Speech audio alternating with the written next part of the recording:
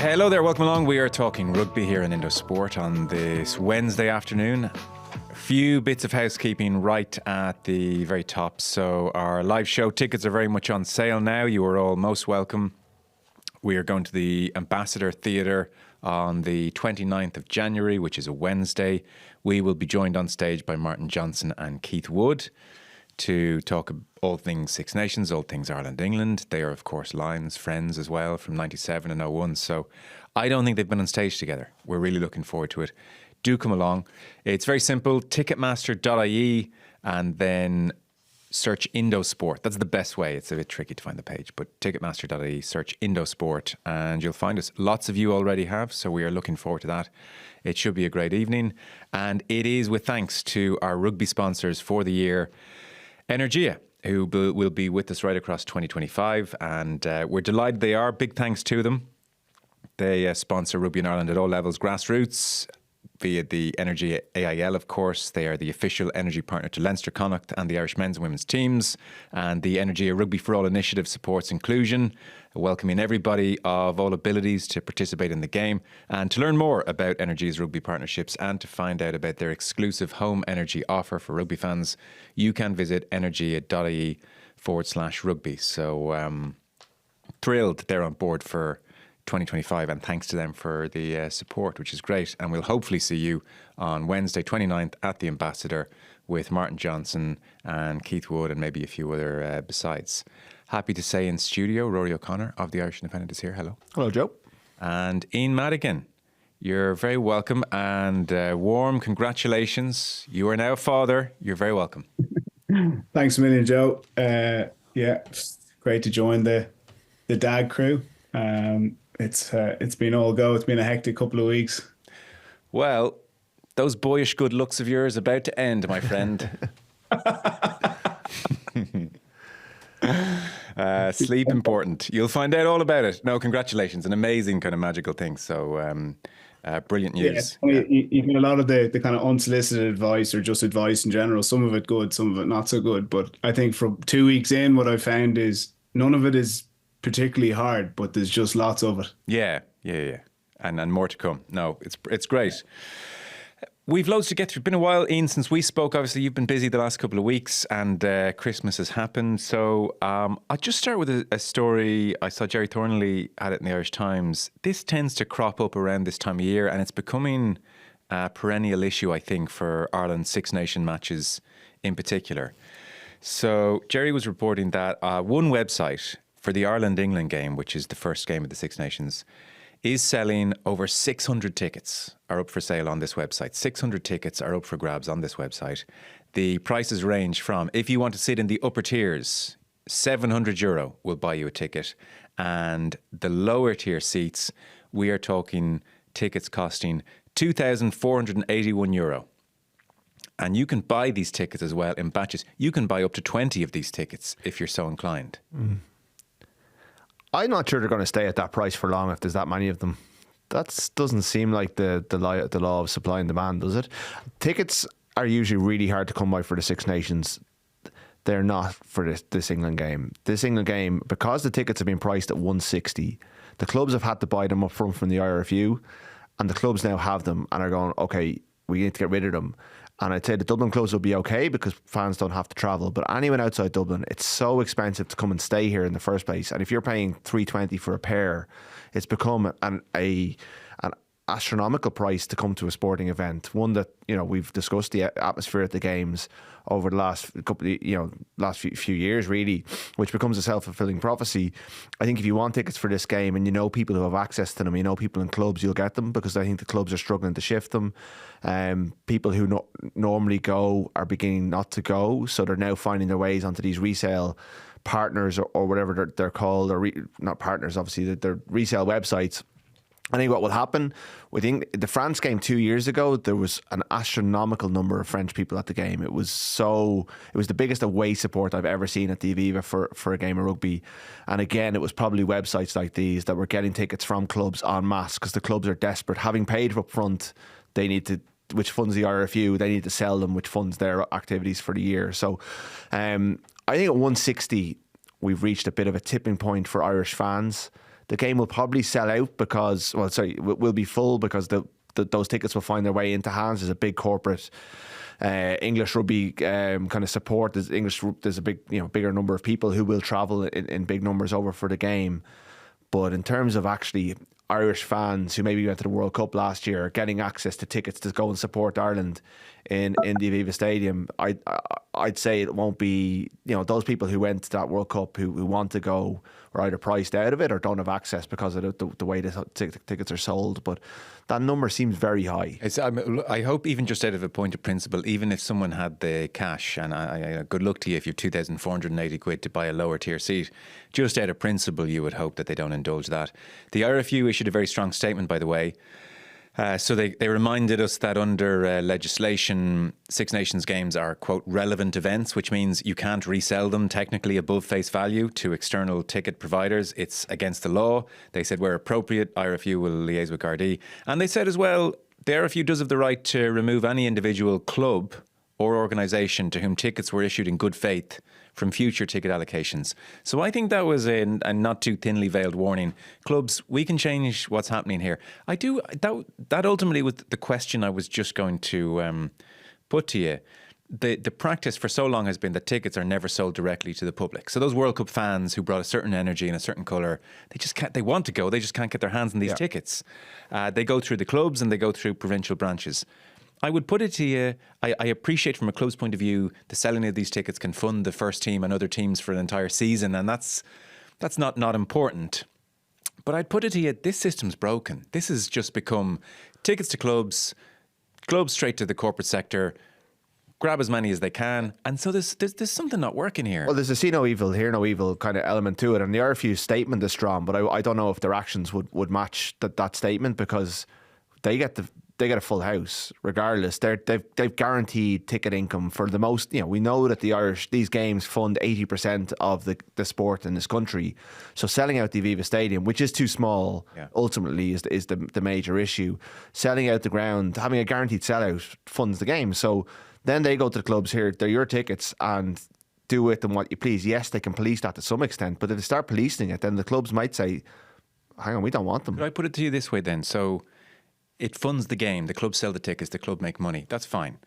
How about we come into the 21st century and we do this in a more transparent fashion, whereby the IRFU will put these tickets on general sale, and then they'll get all the money and they can fund the game. So maybe a club in South Dublin, which has connections with the corporate sector, who can sell them for a bomb and get a ton of money. Maybe the club in a different part of the country will get the same funding from a centralised IRFU. These are our Six Nations tickets. Well, the clubs, I think the clubs are savvy. It doesn't matter if you're in West Cork or you're in South Dublin. I think the clubs all know, and your allocation is based on your status. So you get if you're in Division 1A of the AIL, you get the biggest allocation. If you're a senior club, essentially, that's why women's teams like Railway Union getting senior status in the last couple of years was very important to them, because they then get the same allocation as a Division 1A men's team, as far as I'm aware, and then they can sell their tickets accordingly. But if you step back from it and you're designing a system designed to get the best atmosphere and the most equitable access to the games, well, you would never build it this way. You would have the tickets all on Ticketmaster and whoever first come first serve, but that would open you up to things like surge pricing and all the Oasis stuff that we had last year. So the IRFU will probably, without the kind of blowback it would get, I'm sure that they want to make as much money out of this thing as they can. The big issue is that the Aviva is too small, that they can't use Croke Park because they're tied into a deal with Aviva for whatever, I think it's the next 7, 8, 9 years. Like, really what they should be doing is moving these games. Like, if they can sell Croke Park out for Munster Leinster, then they can sell out Six Nations games against England, and that would give the scope to sell tickets through the clubs, but also open it up to a bigger crowd. But it's not a good situation, and we know it doesn't lead to good atmospheres, and they can change the rules around drink in the stadium and all sorts of stuff all they want, but really without the access to the tickets that the people who had the World Cup, who created brilliant atmospheres at those games, being away from home and all that sort of stuff, take that into account.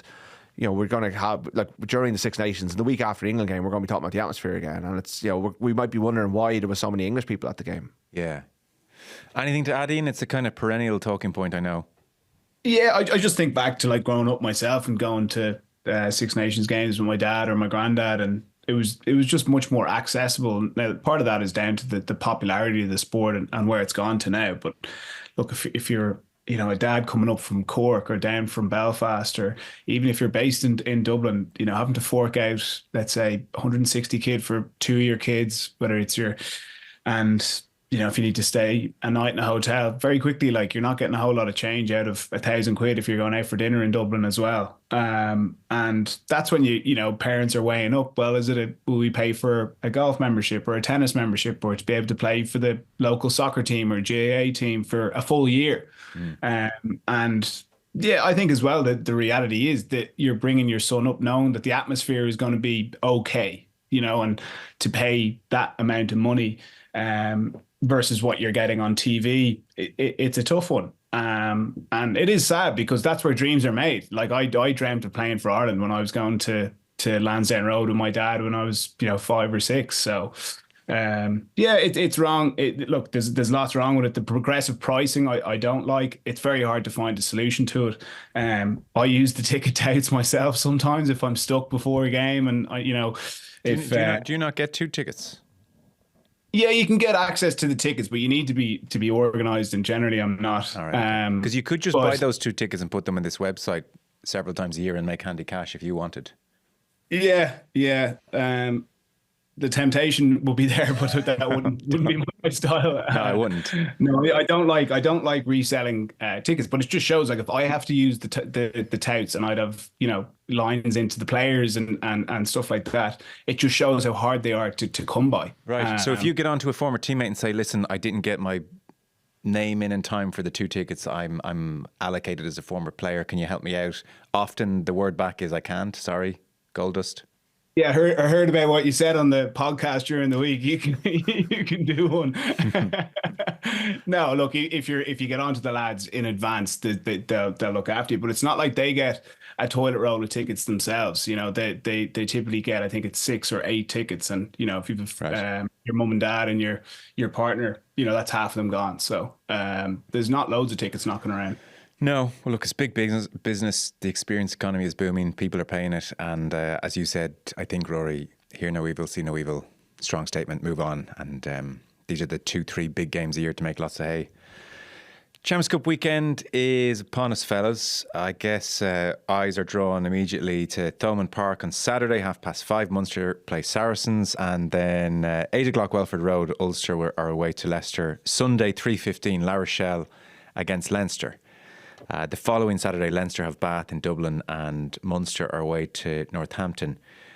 On La Rochelle, Leinster, the rivalry obviously has been such a big part of European rugby for the last couple of years. Leinster have won the last 2, albeit group stage win and facile enough quarter-final win. La Rochelle are 2-time champions, so recency bias versus winning the more important matches in La Rochelle's favour. Form arriving into Saturday, as is their way, Leinster are 11 wins from 11. But the difference this season, Rory, is it's now very much official. We are seeing a real change in approach here. Post-November, the Nienaber effect, I think, is bedded in, and it's just unmistakable. This is a very, very different Leinster that we're looking at. For you, what are the biggest differences you're seeing this year's Leinster versus Leinster of the last decade plus? Yeah, they don't seem to want the ball particularly. That they are happy to live off the couple of opportunities that come their way. There's a meanness to them that was there last year, but they probably just weren't able to put it all together without the pre-season and with Nienaber coming in late. But and I mean meanness in a complimentary sense. They are. Gary Ringrose is tackling behind the gain line with a frosty. Like, he's been doing it for a couple of years, but there's an extra level of menace to what he's doing, and he's, you just wouldn't like to meet. Like, Gary Ringrose, when he came onto the scene, was the fella that you'd like to introduce to your daughter, and now he's a fella you don't want to meet in the dark alley. Like, he's turned himself into this like weapon in defence. It's really. It's incredible how he's transformed himself into this defensive asset. I think the choir boy looks for a long time have superseded the reality. Yeah, he can time a tackle. Oh, absolutely. But he kind of he almost encapsulates that defensive line. He's so all in on it, and when it goes wrong, it goes wrong. But with Leinster, it just seems to go right more often than not. And obviously, they're stepping up in class this week to a degree, and I think everything will be tested a bit more. But they're just able to.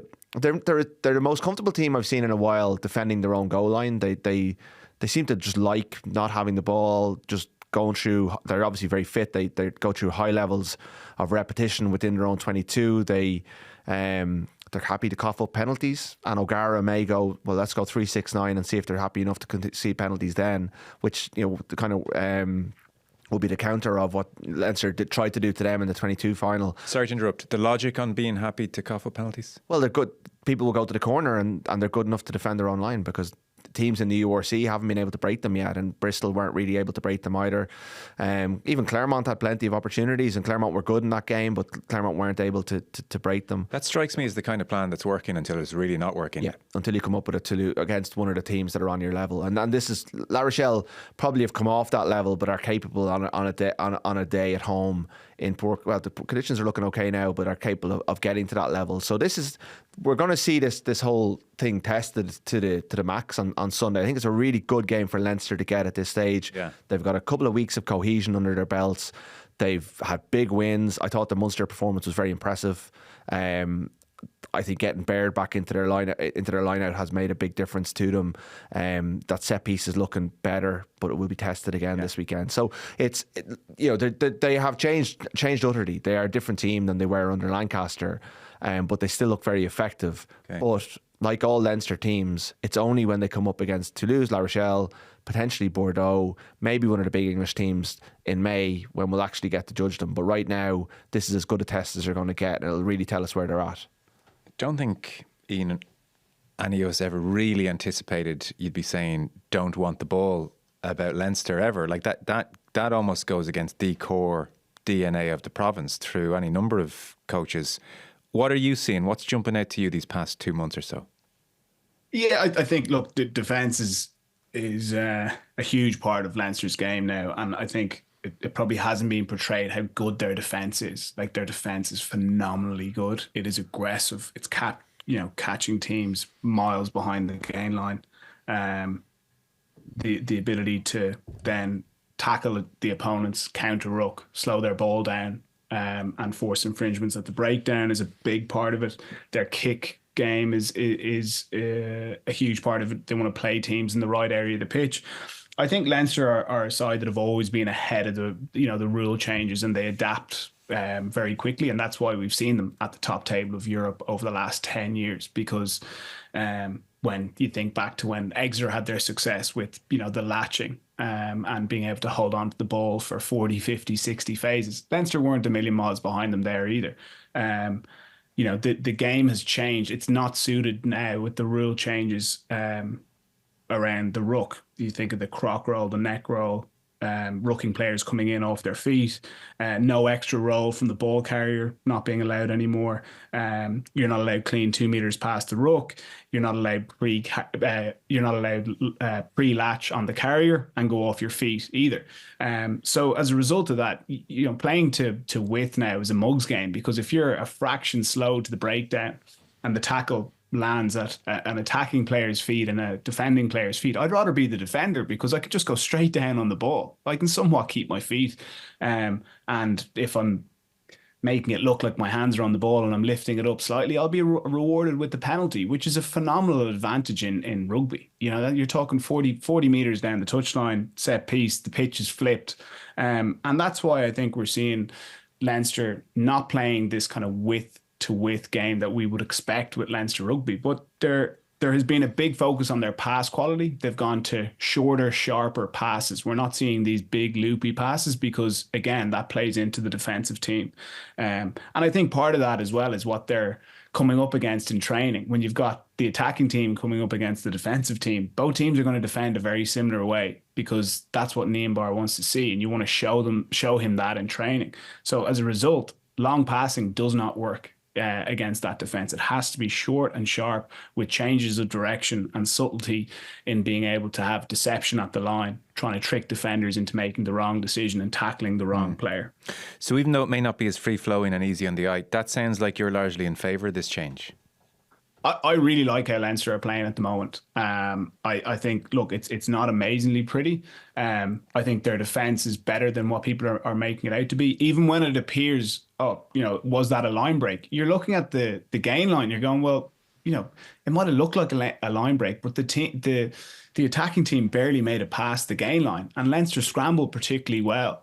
And they're happy that a team tries to go around them or through them and use up loads of petrol, and then Leinster get the ball back and they're attacking against a team that's fatigued. So, look, it's changed. I found it very interesting watching the Premiership at the weekend, and I love the in-game interviews from coaches. I think, look, pre-game ones they're not a whole lot is given away, but I think when it's in the middle of a game, coaches are kind of, the adrenaline is flowing and they can say things that they probably usually wouldn't. But the Leicester attacking coach, who were they playing at the weekend? Slips my mind. I think it was Gloucester maybe, or it was Exeter, I think. But anyway, they were attacking into the 22, and they're like, the commentator asked him, what are you looking to see? What shape are you looking to get here? And what way do you want to play? And you'd expect a team to be like, we want to go 9 to 12 and then a short runner off the 12. And then we play out the back to the 10 and we've different options there. And he just said straight up, every team or all teams are running similar shapes at the moment. We're not looking to do that. We're just looking to keep the gain line, run good lines, have good momentum onto the ball. And as he was saying this, it played out and they won the gain line 3 or 4 times and they ended up scoring a try. And I think teams are figuring out that it's not about having these plays that are aesthetically good on the eye, because the way the rules are set up at the breakdown, you can't play that way anymore because you're a fraction off, you get turned over. Jeez, okay. That is going to be our jumping off point when we're previewing our Six Nations in a couple of weeks, because I feel like you're talking about Ireland there when you're mentioning that kind of intricacy.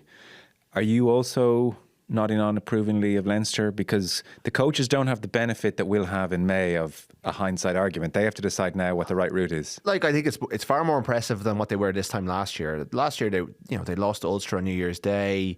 They were dropping games in the URC that they never used to drop. There seemed to be a discrepancy between the second team and the first team that hadn't been there for years. I didn't think it looked like a particularly united group in that way. This year, he seems to have them all on the same page. You have to be impressed by a team that's conceding 11 or fewer points a game. I mean, that is a recipe for success. You're not making your attacking target too high. Their passing isn't great. I do fear for them if their discipline is that bad against a Toulouse or maybe even a La Rochelle or a Bordeaux down the line. The draw has been a bit unkind. If they lose on Sunday, then they'll have to go away in the knockouts at some stage. The top 4 teams in the tournament, as we see them, Toulouse, Bordeaux, La Rochelle, and Leinster, are all they're each grouped in pools together, which means one of the big hitters or 2 of the big hitters will be on the road for quarterfinal, semi-final. But in terms of, definitely they weren't impressive in Bristol, and they weren't great at home to Claremont, who put it up to them and disrupted their line out. But when they got their line out right in Thomond, which is the pivotal thing, it looked like it was all coming together. The Irish teams need line out more than any other teams in the competition. They need line out as a platform, and if Leinster can get their line out right, the law change that means a not straight call isn't given if the opposition don't go up will play into their hands, because they're throwing in at least 1 or 2 of those a game. So that hopefully will alleviate some of the line-out pressure. But when they have Ryan Baird in the team, they look like a better line-out team, and I presume he's going to play this weekend. So they're moving in the right direction. They've had a good, nice block with most of their players available, and you can see the progress coming. Nothing guaranteed on Sunday at the same time. Yeah, so for Sunday, James Lowe is out and will be out for weeks, was the phrase. Weeks obviously brings Six Nations into play. Other than that, Hugo Keenan is back. Leinster pretty much have a full hand to play, minus Lowe, in the back line. I've heard Larmer's out as well. Okay. Let's assume he is for a second. What back line does Leo Cullen pick? It's pretty much, we're talking really about Barrett in particular here. And Jamie Osborne, if Keenan's back, do you use Osborne's left boot on the left wing? Is that the smart way of including him? Because he's, if he can play fullback for Ireland in 2 tests against the Springboks, he can do a job for you on the left wing. And then when you look to the right wing, with Larmer probably going to be missing out, do you go with a traditional winger like Tommy O'Brien, or do you look at Geordie Barrett, go, well, we'll slip him into 12 and we'll shift Ringrose out to your right wing, and you have basically 2 centres on your wings, and defensively, both good all rounders, who would prefer to be playing the centre, but you're not, Osborne's not going to be found out aerially, and Ringrose will give it all in every department. Then you have Henshaw shifting to 13, and you bring Hugo Keenan back at 15. You have Frawley into the mix as well. He probably comes onto the bench ahead of Ross Byrne if he's shown well in training, because he covers a couple of different positions, and he unlocks a potential 6-2 split on your bench as well. So that to me is the horses for courses, or trying to get your best players in the pitch approach. But I can't see Ireland being very happy if Jordy Barrett's picked in that centre partnership ahead of the two Ireland centres 3 weeks before the Six Nations game against England, unless there's a new role found for Ringrose elsewhere.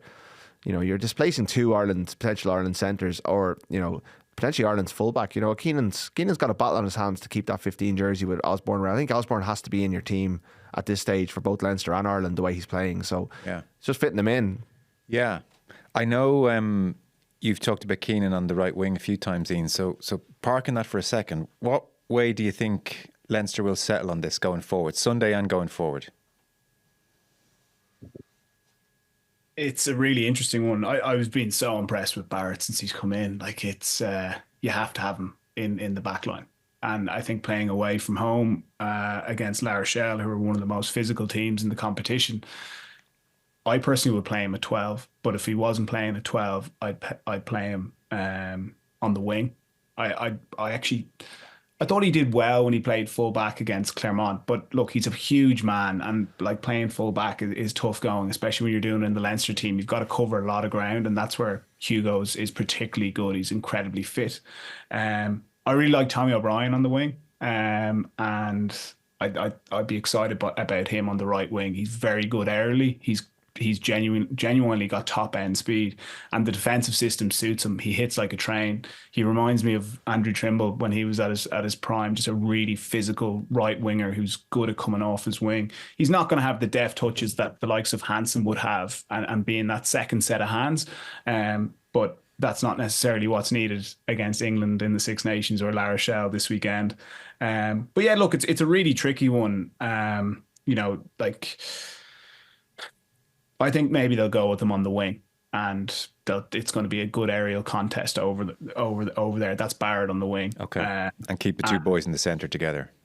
Keep the two boys in the centre. I think you're right on Frawley being on the bench, and then you could have a back three of Jimmy, Tommy, and maybe Osborne on the bench and Keenan at fullback. Osborne and Frawley on the bench. I really like Osborne as well. Like, I've been strong on him. You know, it's one thing saying where I think he should play and what I think Leinster are going to pick. I think Keenan would start. I personally would start Osborne at fullback, and I'd put Keenan on the wing. And you know, you just manage not having the left footers there, but you can get away with that. Well, it's a first world problem. Team named on Friday, so we'll see. La Rochelle and their struggles, quite interesting. They have won, as you said, Rory, both Champions Cup games against Bath and Bristol. They're sixth in the top 14. They beat a callow, youthful, second, borderline third string Toulouse side 22-19 at the weekend. A lot of errors, a lot of penalties. Line-out was poor.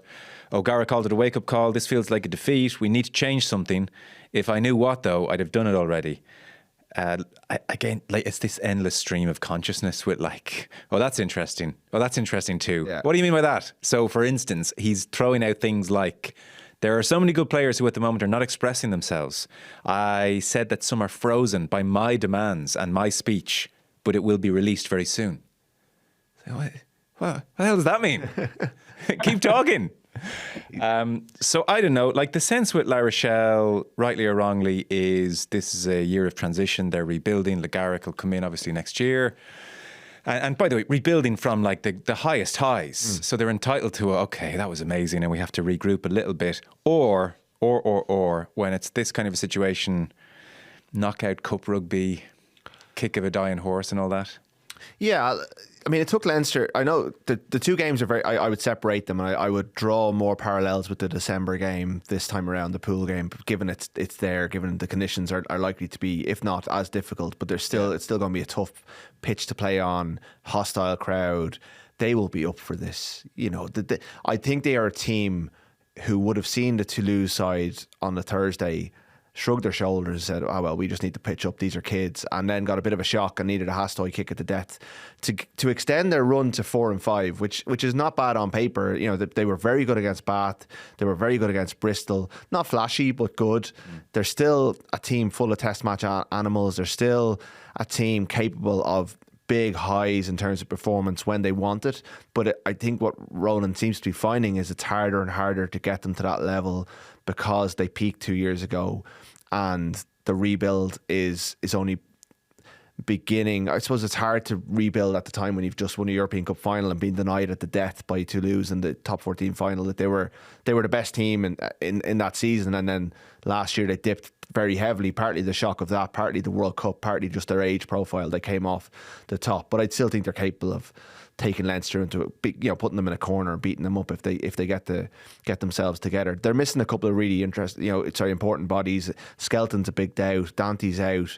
There's a few more. Tolu Latu has been cited for an illegal tackle, quite like the one that got Tom O'Toole banned. He's up today. We'd expect a ban there. They're already missing their first choice hooker, Bougarit, so that puts them in a bit of peril at hooker. If their lineout's poor, which it was in the game last year, then you can see the kind of whole thing unravelling a little bit. But I can't see them folding at home against Leinster. No, I think the conditions are ripe for a performance. You would think that the Leinster, all of those factors are kind of the smelling salts for the older, more established types. Like, to be fair, Dante out at the Aviva in that Champions Cup final, I was there. I was never more blown away by a player in person. Like, they just kept giving him the ball over and over again. Like, I think he was by distance the player of the match that day. And then Skelton is Skelton. So even like in the very best of times, Ian, Dante and Skelton out is massive. What's your sense of where La Rochelle are? Yeah, I'd echo a lot of what Rory said there. I think they did hit their peak when they won the back-to-back Champions Cups, and then you look and you compare to, let's say, Leinster or Toulouse, and you go, well, since they won those cups, what young players have come through La Rochelle, or what really good signings have they had, or the age profile of their squad then versus now? Is it better or worse? And the reality is it is worse on all of those points, because the likes of Skelton, Antonio, they're the wrong side of 30 now. Even you look at like the likes of Teddy Thomas or Jack Noel, again, like they're not getting better, while the likes of Toulouse, their younger players are getting better and they're coming through. Now, the challenge for Rog there is La Rochelle is not a big city, so you're not going to be, it's difficult to produce your own, the same challenges that the likes of Ulster and Munster and Connacht have. They don't have the population that Leinster does have. I'd be confident that Leinster are going to go over there and win. I think they've got the game to play that tight game and come up against La Rochelle and beat them that way. And if La Rochelle do want to play expansively, I don't think they're going to get around that Leinster defence. So yeah, I'm confident that Leinster would win. I thought they'd win last year over there, but not with the same confidence that I have this year. So there's the kiss of death for Leinster. Nicely done. Briefly before we get to Munster, and there's a really good extended chat about this on the left wing, which is in your podcast feed as of last night, about the law changes which come into effect. So Jonathan and Will and Luke were chatting about it. There are 4 changes. Some of them are pretty much, rubber stamp that, move on, i.e. 60 seconds for conversion. Teams will have 30 seconds to set up for a line out and a scrum. This is all music to my ears. I'm finding rugby too stop-start at the moment. Life is too short. It's just a scourge on the game. So that is all good. I suppose maybe the 2 more interesting ones, Rory, more protection for nines around scrums and rucks and mauls. So all of those sneaky hands coming up as they're trying to get the ball away will be outlawed. And then crooked throws at lineouts are allowed if the opposition don't compete. So already I feel like Jacques Niemeyer has gone into a dark room this week and he's cooking something. Well, even there's a hurried setup at lineouts, and Leinster started doing it before Christmas. Okay. You know, they blamed the Claremont lineout malfunction on the fact that they were already implementing this hurry up line out to try and get ahead of the curve. So, you know, we saw with the Andrew Porter substitution, they're always thinking outside the box. I think where it becomes interesting is if your best player or one of your best players is your 9, and for both of the tournament favourites, Leinster and Toulouse, and this rule is the protection of the 9s is almost made for both of those teams. Ireland, France as well. Yeah, well, like. You know, Antoine Dupont with a bit of time and space at the bottom of a base of a ruck is so exciting. It is good for the, you know, like to see what he's able to do with that extra second is really interesting. So traditionally, I'm picturing Dupont or any 9 at a ruck. They're going down to get it, and say it's a Caelan Doris' opposition. He, if he can, is going to get his hand on him somehow and try and even stop that pass going. He just can't go near him now. Yeah. Okay. And at the back of a scrum, so where I think this is also good is that Caelan Doris will be able to pick, will have 8 being able to pick from the base of a scrum again, because the 9 now has to stay, so the opposition 9 can't come around the side, and basically we see 9s on top of the number 8 already before the ball even comes out, or on top of the 9, so the 9 is getting scragged, whereas now the 9 has to stay on his side of the scrum, his or her side of the scrum, or go back to the defensive line and move anywhere in the pitch. Now they will become an extra defender, which the lads pinpointed last night, but where I mean, one of the things I fell in love with rugby, the reasons I fell in rugby was an 8 picking off the base of the scrum and going on a run, like Jamie Heaslip in the France game in 2007. We see it so rarely now. I think if we see them coming back, you can work more moves. You can, the 8, 9, 15 moves that we used to see, they're gone out of the game. They could come back like tap and goes, but also at Gibson Park, at DuPont has a second more to kind of play it. We may see more physical 9s come into the game because they can almost carry a little bit better off it themselves. So it will change, and it's the teams that adapt, especially in these two weeks and into the Six Nations. The teams who adapt to it quickest will steal a march on the rest of the pack. Yeah. Ian, what's jumping out to you?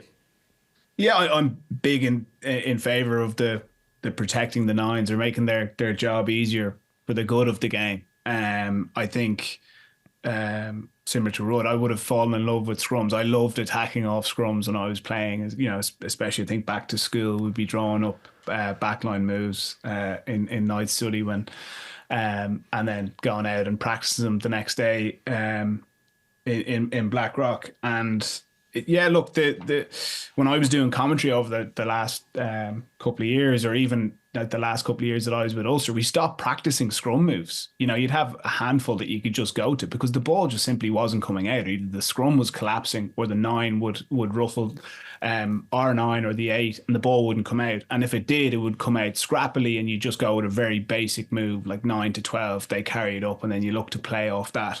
So hopefully now we can start to see a bit of creativity come back into the game. It's one of the few times you get to see 8 attackers attacking against 7 defenders, but 2 or 3 of them need to cover the backfield, so you can quite quickly get a 6-on-4, and that's what we want to be seeing, getting teams on the front foot, and then you bring your pack into the game, and you can, that's when you can play width to width if you are keeping the gain line. So yeah, look, I'm all for it. I think the 9s probably weren't too happy about the box kicking law changes and them being rushed there. So they're a powerful group, the 9s. I'd imagine they came together and they said, look, we need to get something off World Rugby, and they've certainly got it. Well, that's interesting. Well, we'll look out for that then at the weekend. And by the way, back to Nina Byrne's bunker somewhere. I'm sure they'll close this loophole off, or maybe it's in there already. So crooked throws at line out, or not straight at line out, permitted if the opposition don't compete. Does that mean technically if 5 metres out they've watched the tape and they know this opposition never compete, they get ready for a maul straight away? If I'm the hooker, can I fire the ball to Sam Prendergast, who's standing 10 metres away from the line out, and we're in? Is that going to cause carnage? And I think in theory, but I think what defences will have to do is get off the ground, and it will encourage more contests, but it also makes you vulnerable at the ruck, so it's a risk you're going to have to take. But you'll have to get up. I guess what would happen is, in this example, Ronan Kelleher would make the throw in the hope that they don't get off the ground, but if they get off the ground, then it all comes a cropper, so it doesn't matter if you pull it off. So it's a game of chess to some degree. Foolish. But there is that risk, and it's a gamble that teams might take. But I think what it has to result in is teams getting off the ground. There was a couple of examples. The Bulls, when they did a number on Leinster in the RDS a couple of years ago, they attacked Leinster's line out. They contested it on their own line, which no one does. And Leinster were shocked by this, that someone would have the temerity to go up in the air on the 5 metre line. Yeah. And it completely unsettled them. And I think anything that encourages teams to have more contests and break the mould. What Ian was talking about earlier, with everyone attacking the same way. We don't want same. We want teams doing different things and clashes of styles. And this makes sense. Calling back a crooked line out when the other team hasn't got off the ground just doesn't make sense to me. I think it's sensible. Yes. You're rewarding the team that's going for it rather than the team who's staying on the deck. You think I'm looking at this wrong? This is just to start contesting lineouts. Yeah, and there's unintended consequences. You've been talking about the changes in the GA rules earlier this week. There will be unintended consequences, and they will have to go back and change them. And if teams are exploiting them, they will make tweaks down the line. But I see the upside to all of these. Yeah, hopefully. Things will go wrong, but there's always going to be that way. Once the teams who don't contest lineouts don't just do a half-hearted, here, listen, Rory, you jump up in the air there, but we're not really contesting. Yeah, it's going to take sensible refereeing. But yeah, like there's definitely every law is open to abuse, and your Nienabbers and the smart coaches will be in bunkers trying to find loopholes within all of these things, and we'll see them unfold, and we'll have a lot more information in 2 weeks' time. But as you look at it from at the moment, these all look like good changes. Okay, let's talk Munster.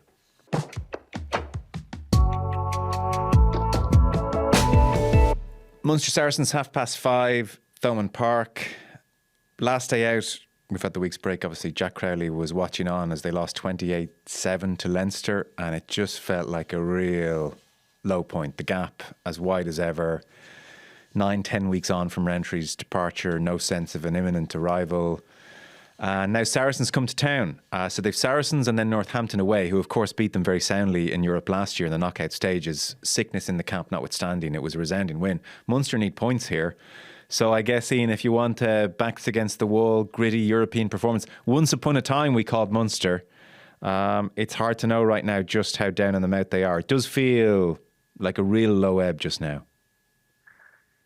Yeah, it does. And like even just hearing the soundings coming out, and people who were at the game, and my brother-in-law's a Munster supporter, he was at it, and just the expectation going in, they didn't really feel like they were ever going to win that game. Whereas, you think back to the other years of even when Johnny was going down playing against Joey, Munster still believed that they were going to win that game. And the belief has definitely ebbed away. And part of that is because they came up thinking they could put it up to Leinster in Croke Park. The game was over after 15, 20 minutes. Now, I know the scoreline was what it was, but it wasn't the contest that we hoped it would be in front of 82,000 people. The injuries that Munster have hit them and hit them hard. They're going to hit, if Leinster and Munster have the same amount of injuries, it's going to hit Munster harder because they don't have the squad depth or squad quality that Leinster have. And they've struggled as a result of that. It was a real shame that Crowley didn't play. Look, regardless of whether we think Munster would have won with him or not, that is what we needed to see. We needed to see that head-to-head. And, you think back to like Johnny going down and going, right, I'm going to stick it to Joey today. Like, we all remember that. That was like 5-6 years ago. It's one thing Jack playing well against Sarries and Prendergast playing well against La Rochelle. We want to see the head-to-head, the duel. Who's going to set up the team to expose their opponent? Who's going to manage the game well? Who's going to kick the corners? Why is a head-to-head so important? Because sometimes when you talk to tens about this, they'll say, well, we don't really go up against each other. But you obviously feel it is significant. I think it is. Yeah, I think... and like the big thing for me, and I spent a lot of time thinking about Crowley and Prendergast and what's the difference and why has Prendergast got ahead. And it's a difficult one because they're both really high quality players. Jack is certainly better at things than Prendergast. For example, his ball carrying is better. He's more physical in the tackle. But I think it's bigger than that. For me, I think the reason why Prendergast won the coaches over during the autumn is his ability to plan ahead. He's always thinking in 3 phases time, what am I going to be doing? And when he gets to the 3rd phase, he's thinking, what am I going to be doing on the 6th phase? And when I look at Crowley, I think he plays each phase more on its own. He's more reactionary. And that's why I wanted to see the head-to-head and to see the comparison of who is, I suppose, mapping or treading their way through the game, plotting their way through the game and directing the team and doing for the team what they need at a given time. That's why you need to see a head-to-head as opposed to individual performances. Okay. And to round off your sense of Munster, you touched on Crowley not playing as part of the general malaise there at the moment. Were you about to finish on an upturn that, this is the perfect game for them? Or you think... Yeah, no, absolutely. Okay. Absolutely. And like I'd never write off Munster. Of all the games I played in, they were my favourite because they were such a good contest. And why don't we start writing off Munster? Munster haven't won a European Cup since 2008, and we keep saying this about them in Europe. I'd write them off pretty freely in Europe.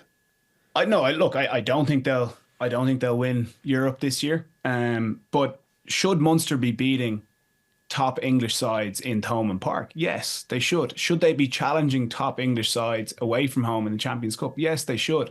I think they can beat Saracens this weekend. Saracens aren't the powerhouse that they were. They've got holes in their team. Look, they're still a good squad and they've the ability of pulling out big performances. I'd be more fearful of Northampton the following week. Right. But look, if you want to be in competing in the Champions Cup, you need to beat English teams at home if you're an Irish side. Okay. That's just a simply non-negotiable. Okay. Remind us, Rudd, of what kind of points tally Munster need here, these two games. I think they're on 6. They only need to win one of these two games. They'll be in the quarterfinal. But the reality of this tournament is that if you end up away from home in the last 16 or the quarterfinal, you're probably not going to make a run in the tournament. You might get through one of them. They were very good in that Northampton away game last year, but they came up short. What would worry me more is the fact that they didn't win either of their home games in the pool last year. Northampton beat them at Thomond Park.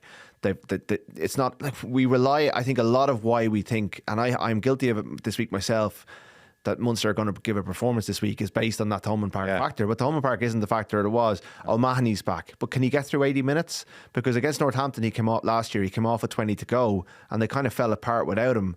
They're missing all of their NIQ signings. Off the top of my head, Abrahams is out, Nankerville's out for a good while, John Klein is missing. He is really pivotal to them at set piece. The three of them are a huge loss. Yeah.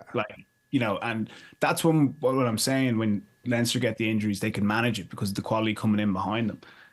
You can't replace Takir's speed. You can't replace the physicality that Klein and Nankerville bring. And that is a massive concern for Munster. And to be a top team in Europe, you need to produce your own.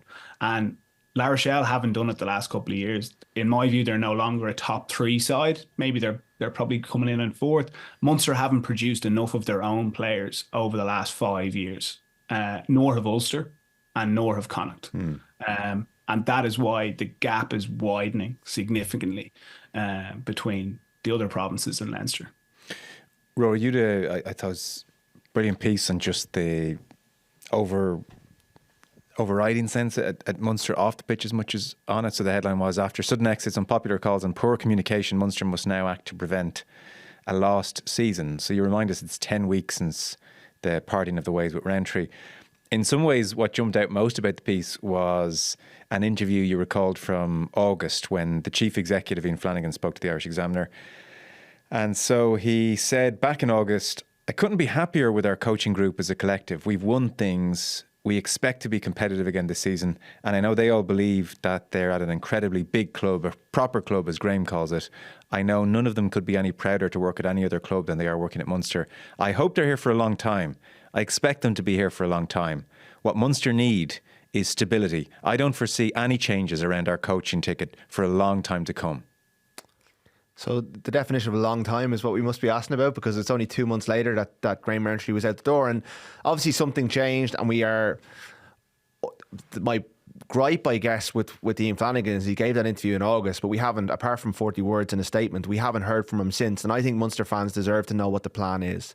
They at least deserve to know when a coaching appointment is going to be made. That the process is at least ongoing. I mean, he was very heavily linked with the FAI chief executive jobs. He seems to be taking the FAI's approach to appointing a new manager. You know, he's almost and at least Mark Canham would go on social media every so often and do a video to let people know that there was a process, because we're not seeing the process from the outside. Mike Prendergast has put his hand in the ring. He has said publicly he wants the job. He is the favourite for the job, but there seems to be a delay in either appointing him or appointing someone else. It's not a huge vote of confidence in him or Ian Costello on that current team. The longer that goes on, then appointing Mike Prendergast doesn't really work. Which happened last time. Rowntree put his hand in the ring early, and they dragged it on, and appointed him about 3 months or 4 months into the process, which completely undermined him and got him off to a fairly bad foot. Now, at the time... Well, to be fair, it worked out okay. It did, and Van Graan was still in charge at the time. This coaching ticket are making unpopular calls, like leaving Gavin Coombs out of the Cast game, deciding to send Crowley up to Ulster and then rest him for the Leinster game. You know, they got 5 points from 2 games. They could argue it was a good call, but they're getting a lot of flack for it. They're doing it on really unsteady ground because they haven't been backed by the hierarchy.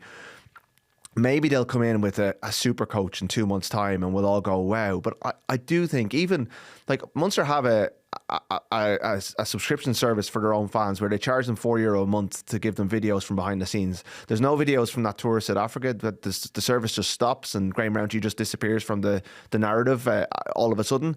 But even if Flanagan went on to that service, which is probably the most committed Munster fans out there, and gave an outline of what the plan is. This is what's happening at the moment. This is what's happening next. Ian Costello's done it sometimes, but Costello's in the middle of it. Like, I think that the leader of the organisation needs to be out front. And all the while, the season is drifting. Things haven't improved on the pitch really since Roundtree left. The record is very, very similar. They've won the games they kind of expect them to win. They've lost games, that you don't expect them to win. And this weekend and next weekend is where it all comes to a head. I think if this coaching ticket and this setup is going to continue, then they need to win the next two games. They need the players. If the players believe that this is the coaching ticket for them, they need to perform for them. The fans need to come out in big numbers. Like, they didn't come anywhere near selling out the first pool game against Stade Francais. It doesn't feel like the organisation is carrying the fans with them. And this is one of the biggest brands in Irish sports. I think we need to know more about what's going on and why it's going on. And also we need to see the players buying into, if this is the plan, buying into it a bit more, because at the moment the whole thing is just drifting. And it's drifting potentially out of the Champions Cup if they don't get their act together in the next 2 weeks, because neither of their games are easy. No. Lancaster has fully shut down the rumours. Yeah, his wife did it first. It was Andy Good went on the podcast he does and said he'd heard that he's in for it, and Lancaster came out strongly. I had heard from sources that it wasn't the right fit for Munster, that it wasn't a route that they were going down. But then I also was told that it was a fairly fluid situation, and obviously if Lancaster came on the market, they'd be mad not to talk to him. I like the idea of Chris Boyd, who's there at the moment as a consultant. He's a vastly experienced New Zealander. I do like the fact that he built Northampton into the force they are now. Similar size club, similar catchment in terms of population and stuff. I think you could build it. There's a model there for Munster to build on. That similar size town. You can get people in behind you. So he will be someone I think that they'd be looking at in some capacity. And then there's other. Maybe it's just a bad time of year. Obviously, you can hear from Flanagan's quotes that there was never a plan for Roundtree to leave mid-season, so they're taking their time. Yeah. But I think he has to come out and say that we're taking our time. This is why. He needs to communicate it. Yeah. It is hard to argue that the fans don't deserve a touch more on our coach has left mid-season very unexpectedly. For no reasons. We'll say nothing about it ever. Yeah. On Saracens, Ian, they're third in the Premiership. Mark McCall is still very much the main man there.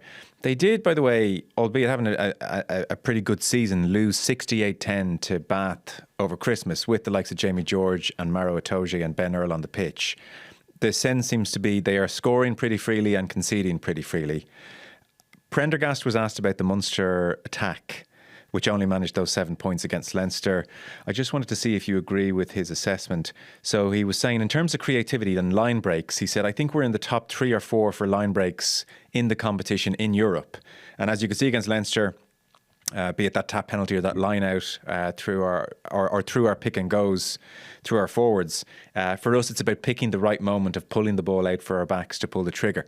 So in effect, he's saying, actually, we're in pretty good shape here. We're making lots of line breaks. We just have to finish some of these opportunities a little bit better and things will radically improve. Is that about right? Is that a fair assessment or is it more worrying? I actually think it's a reasonably fair assessment.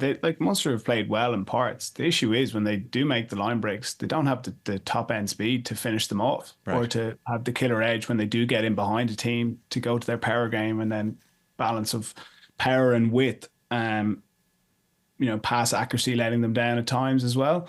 But when they're fully firing, and it's only happened a couple of times this year because they haven't been fit, they've looked good. Okay. But they'll need to convert those line breaks against Saracens. Like, what I'd say is about the Premiership, and I still watch quite a bit of it, some of those results I'd put an asterisk beside them. Like Bristol hosed down Leicester Tigers by 40 or 50 points and then got beaten by Sale by 40 or 50 points the following week. Sarries got thumped by Bath in Bath and then thumped Bristol the following week. So it's some unusual results, which quite often you get at Christmas time, because look, if you're a couple of percent off and a team is really fired up, they can run away with it quite quickly. But look, Saracens they're a tidy side. They'll be competing in the top 4 for the Premiership. I'd expect them to make quarterfinal stage of Europe. But I wouldn't have them in the top 4. Okay. Fergus Burke is an interesting one, and he's at out half, and he's English qualified, New Zealand qualified, Scottish qualified. There's talk of him maybe getting capped for Scotland during the Six Nations. That will be a good head-to-head for Crowley. There, he's a good out half. I like how he plays. Attacks the line well. He's a good kicker of the ball. So they'll be well challenged there. Tell me, Fergus Burke qualified for those countries. He's not Irish qualified as well. I know. For the what? Fergus Burke and Ben Healy play for Scotland. Bloody hell. Seamus O'Toole, Scottish. Yeah. What's your prediction? For the Munster Sarries game, I think it's going to be pretty low scoring. I actually, I'd love to see Munster just like scrape a win, like a point, 2 points. But they're not going to pull away from it from them. This will not be a 2 score. Like they won't win by 8 or 12. No way. That kind of day. Yeah, I think all the reasons to think Munster are going to do it are kind of up in the air, and the actual reality of their form. If you're just going on form, I know Saracens had that big defeat, but I think Jamie George, Maro Itoje, 2-3 weeks before the Six Nations, they're going to fancy this. They'll see what Northampton did last year. Thomond can be intimidating, but it also, I think, recently can inspire teams, especially, if you get if Munster don't put you away and you're in the hunt in the second half and you've a better bench than they do. I would fear for Munster a little bit this week. I'd fear for all the Irish provinces to a degree. I think we're going to see something from La Rochelle on Saturday as well, or on Sunday as well. Now, Leinster are good enough to, even if La Rochelle produced their best, Leinster are good enough to beat it, but it's going to be the best test. And like Ulster over in Leicester with their injuries is going to be a real challenge. I think Connacht will beat Leon in the Challenge Cup, but it's going to be a tough weekend. I think any wins this weekend will be seriously earned. And gun to your head, are you saying Saracens La Rochelle double? Yeah. Yeah. Interesting. Just before we go, Ian, I know you wanted to mention, as Roy said, Ulster at Welford Road. Nathan Doak was to the fore of their win against Connacht over Christmas. Craig Casey injury could be his Six Nations opportunity. Is he well poised to take it? Are you liking what you're seeing here? Yeah, like someone's going to get an opportunity there. Like, will it be Gibson Park and back to Murray for the 5 games of the Six Nations? I certainly don't think so. I'd like to think that the Irish coaching team will be blooding some young talent. It could be Ben Murphy or Caelan Blade, as we've seen in the past. But someone who's gone well this year is definitely Nathan Doak. I thought he played particularly well in that Connacht game away from home. That rule change will certainly suit him because one of the criticisms I would have had when I played with him, and I said it to him multiple times, look, you need to get in and out of the breakdown quicker. He's a tall guy. I think he's coming in at about 6 foot, maybe even 6'1", which can go against a 9. Sometimes it can be easier traveling lower to the ground. But for me, what's crucial, as an international 9, that there's certain things that are non-negotiable. You need to be a good box kicker of the ball, because if you box kick poorly at international level, it can be really punishing. Your pass quality has to be excellent, and you need to have the mindset to compete at that top level. He certainly has those 3 things. Like I remember he played for Ulster A at I think 17 when he was in school. When I was in Ulster, he was I think maybe 19 or 20, and he was talking a huge amount in the meetings, and it wasn't empty stuff. He's a real strategist. He knows the game inside out. Obviously, growing up with his father, who's incredibly knowledgeable in himself, and previously coached Ulster. But yeah, I'm very fond of Nathan, I'd love to see him go well over the next 2 weeks and be pushing to get into that Irish squad. He's got a very high ceiling as a player, and he certainly has the mindset to step up. Okay, very good. Any other business?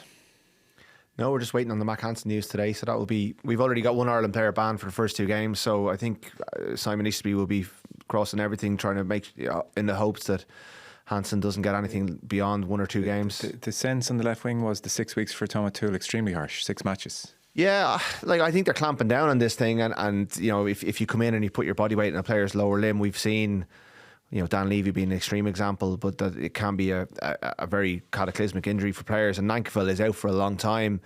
I guess what we need to see is consistency, and we're seeing a lot of head injuries getting 1 or 2 weeks, and now we're seeing this one get 6. It does seem it's on the very heavy side. His mitigation was lessened by the fact that he had been sent off 2 years ago, but it just didn't seem. It seemed out of step with what we've been seeing from disciplinary authorities. Tolu Latu, the La Rochelle hooker against Toulouse, his one was worse. He only got a yellow card on the night, but he's going to go before a hearing today. You know, if he gets 6, his reputation is terrible. He's had loads of red cards, so he'll get no mitigation. But if he gets 6 to 10 weeks, then we're at least seeing a bit of, well, that's the way these are going to be policed, and players will have to cut it out completely. Yeah. But it does. And it's a bit of a problem for Ireland, because it's definitely a problem for Ulster the next 2 weeks, because he's one of their best forwards. But Ty Furlong still hasn't got on the pitch. He might not play this weekend. He may come back next week. And we don't. The tight head props are not falling off trees. So it's a fairly. It could be an impactful decision by the disciplinary authorities. I'm amazed at the Hansen thing. So let's see what he gets. You reckon he might get a match? Like, it didn't even occur to me he'd get a ban. Maybe I'm just out of step with that. So I saw the press conference, and then I quickly went back to eating my turkey. I thought like it was, like a 3-4 out of 10 kind of a thing in terms of sports people talking after matches. And I know rugby has a slightly different threshold, but like the notion you get a ban for that, I think, is insane. Do you think it was run of the mill? I mean, I was in the room. It was extraordinary in terms of what players normally say after a game. So by comparison, what they normally say in any sport. Yeah. For a player to walk into a press conference alongside his coach and say what he said was extraordinary. But I don't think he should be punished for it. I don't think he was abusive or disrespectful. I think he was offering an opinion. He was showing personality. I'm really reticent to shut players down. God, like when one of them says something and then you're shutting them down straight away, you're banning him for... Now, yes, he is criticising refereeing standards in general. And yes, Chris Busby does get caught in the crossfire of that. But, he was right. Like the Jordy Barrett Bundyaki one was a bad decision. So he wasn't... There was a few F's. He was effing and blinding in it, but it wasn't like he was... It was almost in passing. I think that he was kind of his hand... The URC's hand... I don't think their instinct was probably to let it go, and then there was a lot of coverage about it and a lot of uproar, and some people do value rugby's values too highly in my book. I really hope it's not. They don't come down on him like a ton of bricks, because I don't think it warrants it. There should be Mac, don't say that again. And if you do it again, we probably will see you back here. No ban. It could be, there could be that, and we're speculating because we don't know yet. But yeah, I don't know. If he had said, "I think that referee's a cheat," we have a problem. Yeah. When he argues when he argues the logic of, well, hang on, this happened. What gives? And then generally, I feel we're getting a raw deal without naming other specifics. Okay, I'll upgrade my 3 out of 10 to a 6 out of 10. It was juicy enough, but like I wasn't like, whew, you just can't say that. There's big frustration with when the TMO is used and when it isn't. And it's inconsistency that is driving that animosity towards referees and driving players to go up, after a try is scored. I'll go back and check that breakdown 3 times ago. Someone got hit in the head or someone was in the side. Like, we don't want that in the game. But to prevent that, you need to have TMOs being more proactive and a set system for doing it. Like, there was a high tackle at the end of the Ulster game. I think it was the Ulster-Munster game, that I'm just looking at it going, how is that not getting checked? And similar frustrations that he had, the high shot on Gus McCarthy. Look, it is high. It's a penalty, fine, but it would, not a whole lot in it. And then Bundy's one. He knows he's been hit in the head. Will it get checked? And then you look at, Ollie Lawrence's one at the weekend where he gets hit in the head and he decides himself to go down because he's going, right, I don't want to risk the TMO missing this. Yeah. There's 2 minutes to go in the game. So, you're treading a very fine line between players taking it into their own hands, bickering all the time. And then the other side to it as well is it is someone's job to manage the referees being assessed by both teams at the end of the game, going through that process, giving the referee feedback and the team feedback saying, look, we agreed with you on this, that and the other. We didn't agree with you on this and that. That is a set process. And if he does get a ban, it will be because that process is there for good reason and hasn't been followed. But yeah, look, I love seeing a bit of personality coming out, whether you agree with it or not. But I think if he was talking about referees like this routinely and every second week, then you'd have to say this is getting a bit silly now. But he was a bit emotional. It was sincerely held. It was well argued. He didn't cross that line into a cheat or dishonest or incompetent. We're getting a raw deal, and he laid out some examples. Like, I think if you're banning somebody from playing a match, if he happens to do that before a massive game and gets a ban for it, like, let's just chill out a little bit. And the sport needs personalities. The sport needs, like, I think Mack Hansen coming into press conferences more often will be a good thing, and not feeling like he's got people watching over his shoulder. You know, you'll never see him again. Well, if I'm Andy Farrell, I'm saying, Mac, I love you. He chose to come in. I think you're not doing another press conference again. But that's rugby's problem. I mean, I'd like to hear his honest opinions on the opposition and how they played. Like, I think the sport needs to be more interesting. The people within the sport need to be more interesting, and slapping them down for it. And I know there will be people who will be screaming at me, going, "Yeah, but you can't criticise refs." And I do understand that, but I also just think this was interesting. It got people talking. We're still talking about it nearly 3 weeks later. Partly because he might get a ban for it, but still, I'm not defending him on it was interesting. Like, I think if someone comes out and says something outrageous and interesting, I'm not defending them. I actually thought it wasn't significant enough to warrant a ban. No, I agree. Is all. Yeah. But can he be shouting at the referee on the pitch? No. But in a press conference, we're talking about the game like adults. Yeah, agreed. You know? Yeah. Anyway, what's the most controversial thing you ever said as a player? We'll finish on that. There was one, I think it was Ulster Leinster, and Mike Adamson was refereeing, and he'd kind of lost control of it. He would have said that himself at the end, and I cursed at him. I said he's effing holding on, and I was gutted with myself afterwards. My patience was gone, and I spoke to him afterwards. I said, "Hey, look, really sorry about that, and yeah, had you sent me off there for that, I would have been okay with it," and we'd have laughed about it. But I don't like talking to refs, and I love a stern ref who takes control. And I like Busby. He's a real nice guy. He reffed a lot of our training sessions in Ulster, right? And I felt for him, but he did lose a bit of control. You know, I think back to it was Snyman and I can't remember the second row for Connacht. They got in a tussle early on. It's really important in an interpro like that the ref has to come in hard on that and say, look, no more, or no more talking back to me. And he didn't do that. And as a result, the game kind of got away from him a bit. Okay. Yeah. And publicly in a press conference, I don't remember explosive Madigan ... I covered Ian starting against the USA in 2013 when Les Kiss was the interim coach, and he walked in the morning before the game and he goes, "If we lose tomorrow, this is on me and this is on Les Kiss." And I just gave like 10 minutes of like goal to myself and Gavin Cummesky. And what did you win by 3 points? Against the USA? Scrape home. And I remember saying to Les afterwards, "You want to hear what Ian said in here?" And he went white when I told him. So it was like Madigan clarifies comments. This is on Les. Yeah. Take me out of this quick. Alrighty. So I have a Saracens and a La Rochelle from Rory, and I have a Leinster and a Munster by less than a score for Ian. Is that about where we are?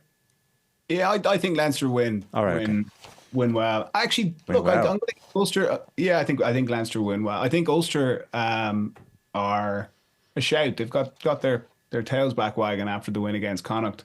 I don't think the world of Leicester at the moment. They're a good side, bit of an aging squad. Maybe an upset there. I'd love to see them back up last week. Okay, very good.